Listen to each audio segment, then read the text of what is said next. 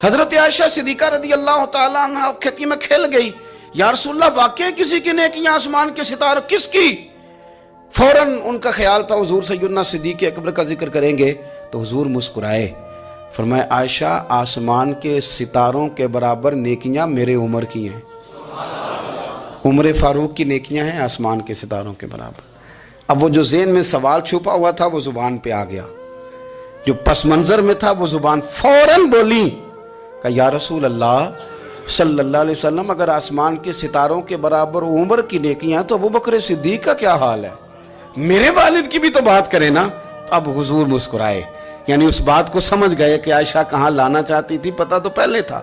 اب رسول کریم علیہ السلام نے فرمایا عائشہ آسمان کے ستاروں کے برابر نیکیاں ہیں میرے عمر کی، لیکن ابو بکر کی زندگی کی ایک نیکی عمر کی ساری نیکیوں سے بڑھ کر۔ ابو بکر کی تم کرو نا ان کے 12 سالوں کی خلافت کا ذکر کھول کے کرو، تم جناب عمر کے قوانین کی بات کرو تو کھول کے کرو، تم کہو کہ حضرت عمر نے انقلاب برپا کیا تو بالکل کیا، تم کہو کہ سیدنا فاروق اعظم رضی اللہ تعالیٰ عنہ نے دنیا کو امن کا، سکون کا، غیرت کا، جہاد کا، شوق کا پیغام دیا تو بالکل دیا، لیکن فرمایا یہ ذہن میں رکھ لینا کہ عمر کی ساری زندگی کی نیکیاں ایک طرف اور صدیق اکبر کی ایک نیکی ایک طرف۔ ایک نیکی وہ شارحین نے باتیں کی ہیں، وہ کہتے ہیں یہ جو حضور نے نیکی کی بات کی ہے تو یہ غار ثور والی نیکی ہے، غار ثور والی۔ وہ جو 3 دن اور 3 راتیں جناب صدیق اکبر کو موقع ملا نا بٹھا کے اپنے محبوب کو، اپنے حضرت عبداللہ ابن عمر رضی اللہ تعالیٰ عنہ بیمار ہو گئے، شدید علیل تھے، طبیعت مبارک میں کمزوری آ گئی، کچھ کھانے کو دل نہیں کرتا تھا، گھر والے بار بار کہتے کچھ کھا لیجئے کچھ کھا لیجئے، نہیں کھاتے تھے۔ بالآخر حضرت نافع آپ کے غلام تھے، ان سے کہنے لگے کہیں سے مچھلی مل جائے نا تھوڑی سی میں کھاؤں گا، تو کہتے ہیں میں سارے مدینے میں ڈھونڈتا رہا، مچھلی نہ ملی، اگلے دن بھی ڈھونڈی تو نہ ملی، تیسرے دن بھی ڈھونڈی تو نہ ملی، تو فرمانے لگے یار بس چھوٹی سی خواہش ہے، کوئی فرض نہیں ملتی تو رہنے دے۔ کہتے ہیں چوتھے دن مچھلی مل گئی، میں 1.5 دینار کی مچھلی لایا، لا کے حضرت عبداللہ ابن عمر رضی اللہ تعالیٰ عنہ کے سامنے جو مچھلی رکھی تو آپ نے لقمہ روٹی کا توڑا تھا، مچھلی کو لگانے لگے کہ دروازے پہ فقیر نے آ کے آواز دی کچھ کھانے کو دو، تو حضرت عبداللہ ابن عمر نے روک لیا اور ہنسے۔ کئی دفعہ دے ہم بھی دیتے ہیں پر ہمارا چہرہ دیکھنے والا ہوتا ہے، اتنے ہم غصے میں ہوتے ہیں دے دیتے ہیں، لیکن جو چھلوٹیں ہوتی ہیں نا چہرے والی وہ گنی نہیں جاتی۔ ہنسے، فرمایا دیکھو میرا اللہ کتنا کریم ہے، وہ مجھے بچانا چاہتا ہے، اٹھا بار دیا جا کے۔ تو خادم اب حکم کا پابند تھا، وہ لیت اللہ تو کر نہیں سکتا تھا، وہ گیا اور جا کے دے آیا۔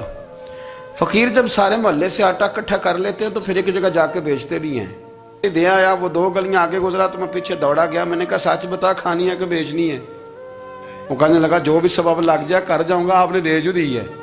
تو کہتا ہے میں نے اسے کہا کہ یہ 1.5 دینار کی میں نے خریدی تھی، اگر تو 2 دینار کی مجھے بیچ دے تو آج کل مچھلی مدینے میں مل نہیں رہی، تو میں اپنے آقا کو دے دوں گا، وہ یہی کھائیں گے، بیمار ہیں۔ تو کہنے لگا جی بسم اللہ، مجھے کیا اعتراض ہے، 2 دینار مل رہے ہیں، 1.5 کی مچھلی، اور 1.5 کی بھی کسی نے نہیں خریدنی تھی، اب تو پک گئی۔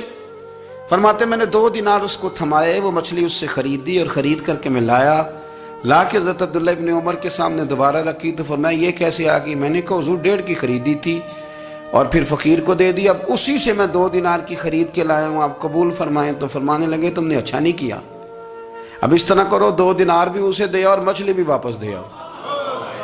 عرض کی حضور کیوں؟ فرمایا تم نے قرآن نہیں پڑھا؟ حضور پڑھا ہے، فرمایا رب فرماتا ہے لن تنالوا البر حتی تنفقوا مما تحبون، تم بھلائی کو اس وقت پہنچو گے جب اپنی پیاری چیز راہ خدا میں خرچ کرو گے۔ امام غزالی نے لکھا ہے، فرمانے لگے دیا، تو وہ حضرت نافع کہتے ہیں میں دینے گیا، دے کے واپس آیا تو کچھ پریشان تھا کیونکہ مجھے بھی 4 دن ہو گئے تھے نا تلاش کرتے، تھوڑی طبیعت میں مایوسی تھی کہ اتنی محنت سے میں نے لایا اور آپ نے واپس کر دی۔ تو حضرت عبداللہ ابن عمر نے مجھے قریب بٹھایا، پھر مجھے تھپکی دی، فرمانے لگے پتر میں نے ویسے بھی کبھی جھوٹ نہیں بولا اور آج کل تو میں ویسے ہی بیمار ہوں، ٹائم ہی نہیں، وقت ہی نہیں، موقع ہی نہیں جھوٹ بولنے کا، میں تجھے سچ بتاؤں مجھے مچھلی کھا کے اتنا سکون نہیں ہونا تھا جتنی اللہ کے راستے میں خیرات کھا کے مجھے سکون ہوا. تو تجھے تو میری راحت سے غرض ہے نا کہ مجھے راحت کیسے ہوتی ہے. تو مجھے سکون ملا ہے راہ خدا میں دے.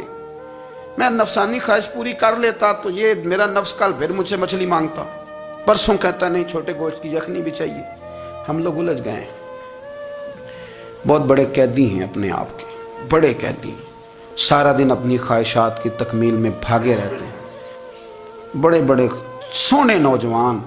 میں ان پہ تنقید نہیں کرتا, مجھے ان پہ ترس آتا ہے.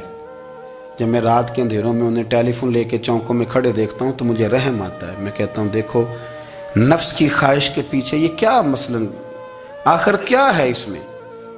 ایک عورت کے پیچھے تباہ کر لیا اپنے آپ کو. یعنی زیادہ سے یہ کوئی مقصود ہے, یہ کوئی مقصد حیات ہے جس کو مقصد بنا لیا ہے. میرے عزیز بات کو سمجھ لیں. اتنا خوبصورت آدمی ہے اور اتنا اس کا اونچا